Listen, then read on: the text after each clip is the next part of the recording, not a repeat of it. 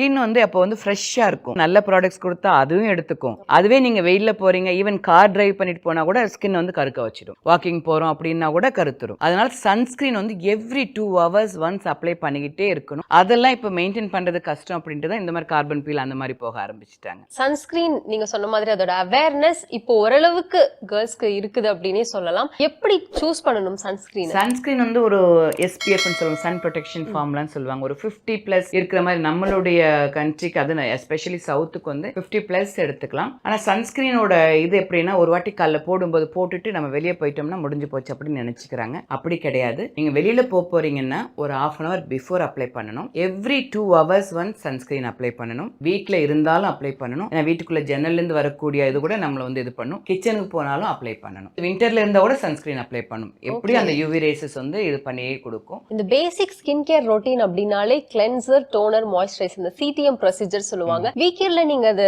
எந்த மாதிரி?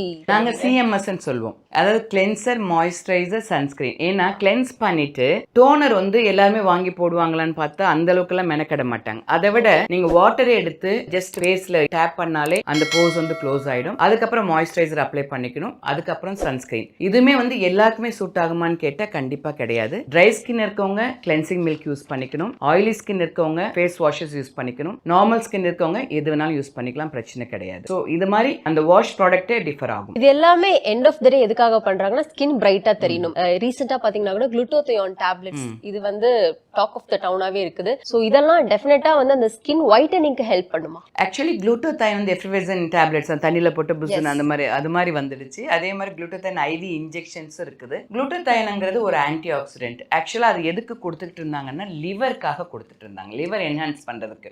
என்ன டாக்ஸின்ஸ் இருந்தாலும் லிவர்ல இருந்து ரிமூவ் பண்ணும். அதோட இன்னொரு பெனிஃபிட் தான் வந்து அந்த ஒயிட்டனிங். இது நிறைய பேர் ஒயிட்டனிங் எடுத்துக்கிறாங்க. ஆனா அது ரொம்பவே நல்லது கூட. லிவரையுமே நல்ல என்ஹான்ஸ் பண்ணி வச்சிருக்கும். ஸ்கின் கலரும் கொடுக்கும். ஃபேஸ் மட்டும் இல்லாம உடம்பு முழுசுமே கலர் கொடுக்கும். அதனால அதை எடுத்துக்கலாம், பிரச்சனை இல்லை. அது வந்து நம்ம ஸ்டாப் பண்ணிட்டா அதோட ரிசல்ட் ஸ்டாப் ஆயிடுமான்றதும் ஒரு question. 5-6 இயர்ஸ்க்கு முன்னாடி ஒரு ஆர்டிகல், உங்களுக்கு வந்து மோர் தென் 60 இயர்ஸ் அவர் வந்து லிவர் டிரான்ஸ்பிளான்டேஷன் பண்ணார். லிவர் டிரான்ஸ்பிளான்டேஷன் பண்ணதுக்கு அப்புறம் அவருடைய ஹேர் வந்து ஒயிட் ஹேர்ஸ் வந்து பிளாக்கா மாறிடுச்சு. ஸோ லிவர் வந்து அவ்வளோ ஒரு ஒர்க் வந்து நம்மளுடைய பாடிக்கு பண்ணி கொடுத்துட்டு மேஜர் ரோல் டாக்ஸின்ஸ் எல்லாமே வந்து ரிமூவ் பண்ணி கொடுத்து எல்லாம் ஃபில்டர் பண்ணி பண்ணக்கூடிய இது. ஸோ லிவர் நல்லா இருந்ததுன்னா ஆட்டோமேட்டிக்கா நம்மளோட ஸ்கின் நல்லாவே இருக்கும். அதுக்கப்புறம் லிவருக்கு வந்து ஹெவி லோடு கொடுக்காம நம்ம ஜங்க் ஃபுட் எல்லாம் கொடுக்காம அது பத்திரமா பார்த்துக்கிட்டே இருந்தா நம்மளுடைய க்ளோ வந்து போகவே போகாது. ஹோம் ரெமெடிஸ் நிறைய பேர் யூஸ் பண்ணிருக்காங்க. பட் அதுல ராங்கான ஹோம் ரெமெடிஸ்னா எதை நீங்க சொல்லுவீங்க? ஒரு சில வந்து லெமன் எல்லாம் நல்ல தேய்ன்னு தேய்ப்பாங்க. அது மாதிரியும் தேய்க்கூடாது. சப்போஸ் பிம்பிள் இருந்து தேய்க்க கூடாது. அது மாதிரி ரொம்ப ட்ரை ஸ்கின்னா இருந்து லெமன் தேய்ச்சாலும் எது. அது மாதிரி பிம்பிள் இருந்தா அந்த ஜாதிக்காய் அது மாதிரி எல்லாம் வைப்பாங்க. பூண்டு வைப்பாங்க.